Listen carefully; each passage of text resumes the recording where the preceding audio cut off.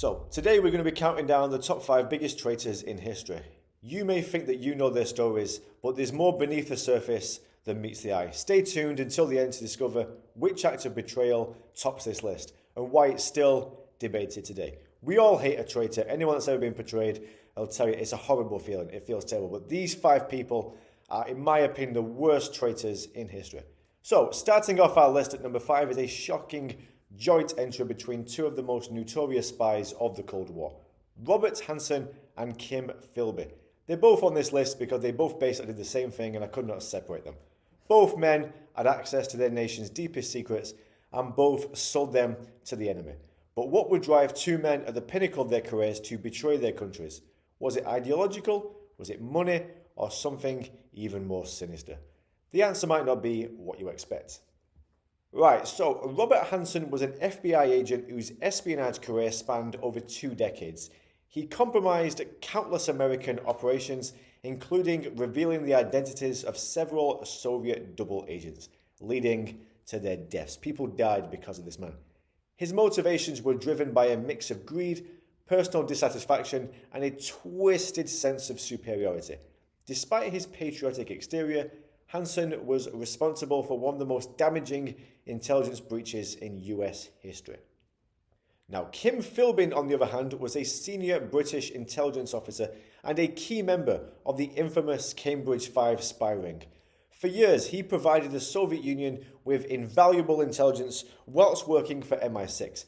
His betrayal, though, was ideological because Philby believed in the communist cause and systematically undermined British and American intelligence efforts throughout the early years of the Cold War.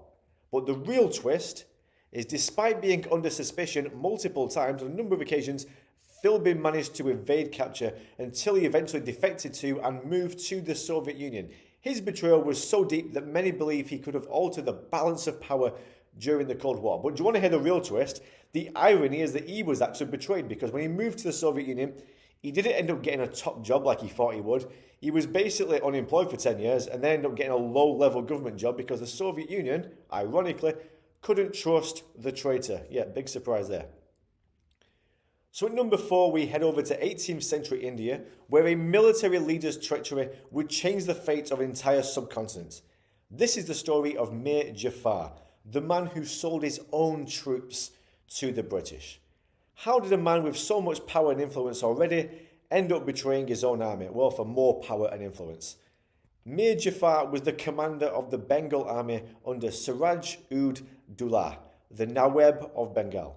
During the pivotal Battle of Plassey in 1757, Jafar secretly conspired with the British East India Company led by Robert Clive.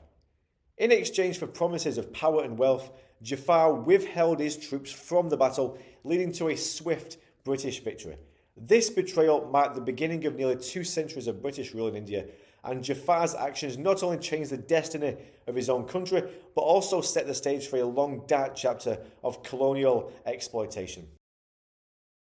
Number 3 takes us to the American Revolutionary War, where a decorated general turned against the very cause he once fought for. This is the infamous tale of Benedict Arnold, America's ultimate traitor.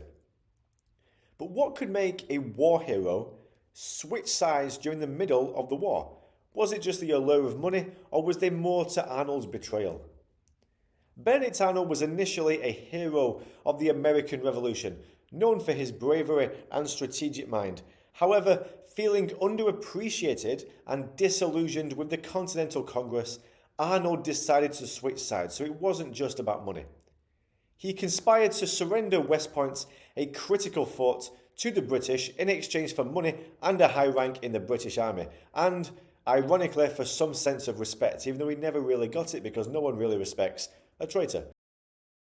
Arnold's betrayal was narrowly thwarted when his contact, Major John Andre, was captured, revealing the plot.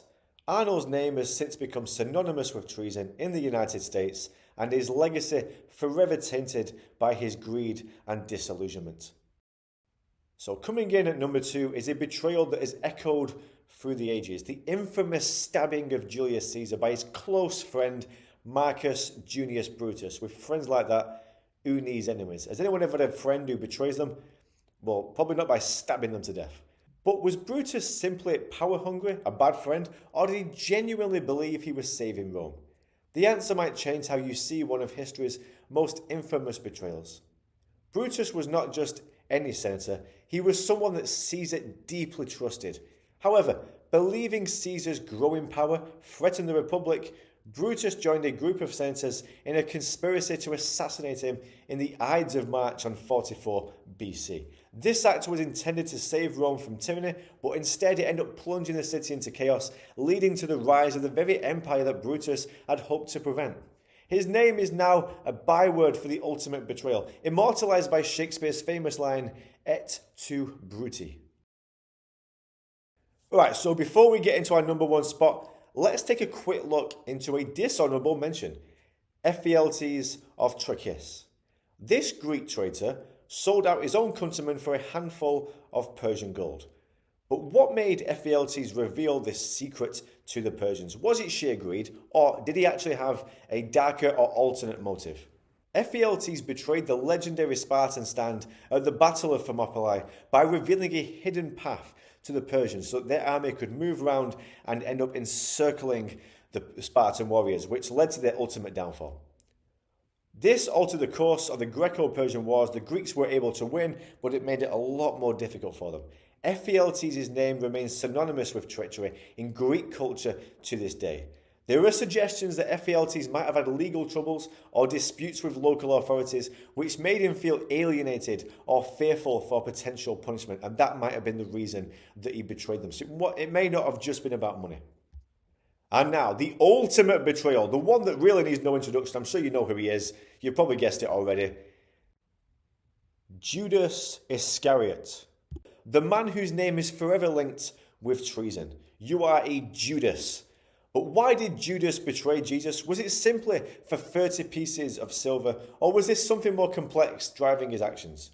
Judas was one of Jesus' 12 apostles, entrusted with the group's finances and considered a close companion. Yet for 30 pieces of silver, he handed in his own friend Jesus to the authorities, leading to his crucifixion. Theories about his motives vary. Some say it was simple greed, others say it was disillusionment, or even some twisted sense of fulfilling prophecy.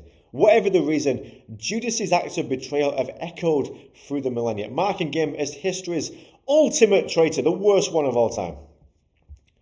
So there you have it, guys. 5 of the biggest traitors in history whose acts of treason left a lasting impact on the world. Which betrayal shocked you the most? Leave a comment. Let me know which one you think is the most shocking. Or who would you add to the list instead? Does your country have any traitors who betrayed them that I've forgotten about? Let me know in the comments, and don't forget to like, subscribe and hit the bell so you don't miss any more random history videos.